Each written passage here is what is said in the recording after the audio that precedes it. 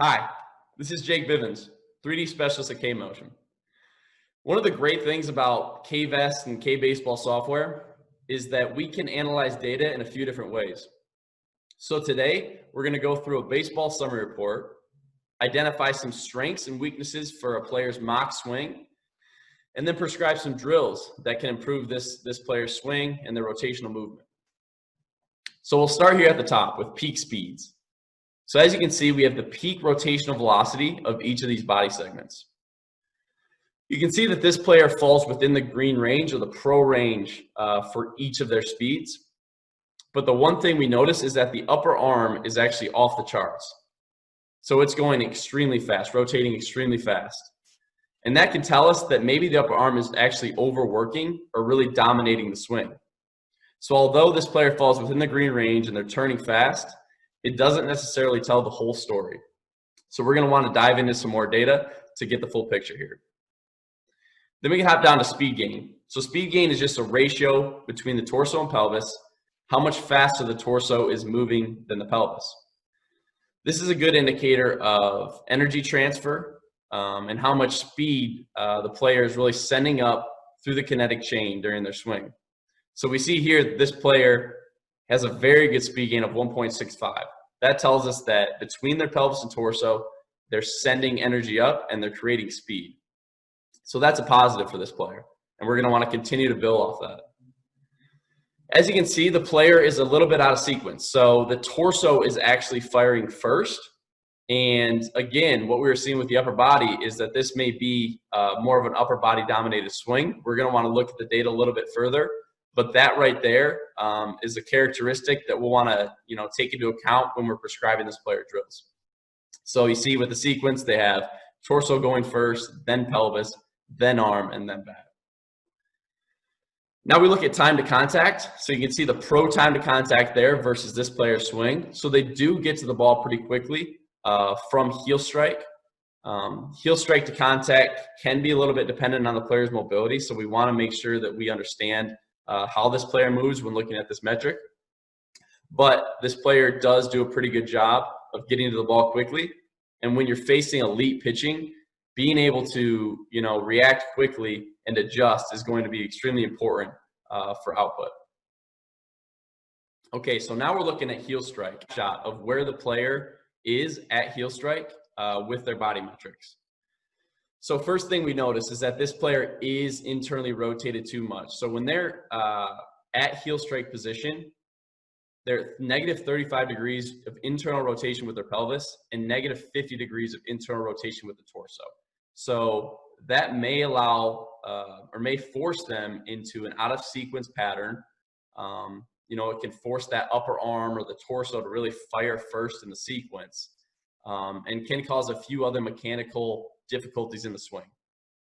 So that's something that we're really going to want to dial in on, and it could be kind of a root cause that we'll want to prescribe some drills around to make sure that we can get in a better position at this point in the swing.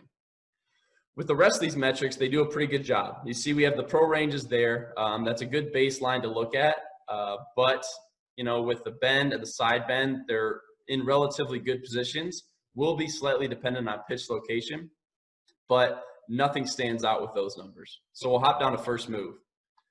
Again, this is the next segment in the swing, and what we notice right off the bat is that their torso is even more internally rotated. So still too much internal rotation there. We're gonna want to get that number down, closer to at least negative 45, negative 40 to start, and see if we can continue to improve that. Pelvis is in an okay position. There's a pretty big difference between negative 23 and negative 55. So that tells us that the player is creating a lot of stretch at this point in the swing, something that we'll want to make sure their mobility matches up with moving forward. But again, the rotation of the torso is something we're going to want to key in on. Again, pretty good pelvis bend, torso bend. They're creating some early hip hinge with the pelvis bend there. So, really starting to gather energy at this point in the swing. So those numbers look good. And then again, neutral with the side bend, not too steep in either direction. So that's positive for the swing as well. And then we go to contact. Again, the rotation numbers at contact will be a little bit dependent on the pitch location, whether it's inside or outside. But we can see here that they're getting to very low numbers with pelvis and torso rotation at contact, which if we look at a larger set of swings can indicate, maybe they're not rotating far enough regardless of the pitch. And that could be due to, where they're starting. So where they're at heel strike and first move, too internally rotated. So if we can start to shore up the internal rotation early in the swing, it's very possible that they can get in a better position at contact. Maybe we usually like to see, 60 to 90 degrees, a little variance there, but I would say that this is too low for this player's swing. Pelvis bend and torso bend, still in a decent position. You can see that the player gets around 0 with the pelvis bend, so they're trying to get into that extension at contact, which is good for energy output or power output.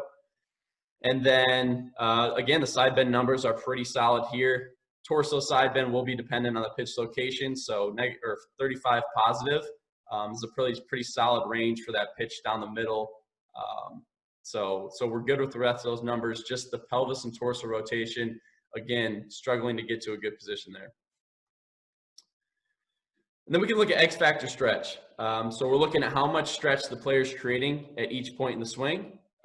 Again, negative 31 is a pretty solid number, pretty large number for a hypermobile hitter. We'd want to do a mobility screen to kind of back up that stance that this player may be hypermobile, but creating pretty good numbers here. At contact, we like to see that number, negative 10 to 0, or really positive 10 to 0, just trying to get those two segments synced up at contact. So we want to have the pelvis and torso relatively close to each other when the player makes contact with the ball. So that's telling us that, everything we've built up in this rotational movement, is ready to fire, and the energy is ready to go out through the bat at contact. So again, just to recap, a few of the big things we noticed with this player's swing is the upper arm was moving relatively, much faster than the rest of the segments. So that could tell us that maybe that's overworking or doing too much. And that kind of backed itself up with the sequence. We saw that it was an upper body dominated sequence with the torso going first. And that can be due to too much internal rotation at the heel strike and first move. So we looked down and we saw that they were too internally rotated at those positions. So those are the big things with this player, but a lot of good sound metrics as well that we want to build off of. So when we're working with drills with this player, we're going to want to try to work on drills that, attack some of those opportunities and also, maintain some of those strengths. So the 3 drills that we'll prescribe, and I will drop them in this video after, so you can check them out, will be the step back drill, hip isolation drill, which will be great for the internal rotation and focusing on the pelvis rotation, and the walk-up drill. So really with this player, we want to try to get into a better position at heel strike and first move, and I think these drills will be a good foundation to start to understand that rhythm and understand where they should be in the swing. So I'll drop those videos in, but thanks again for watching.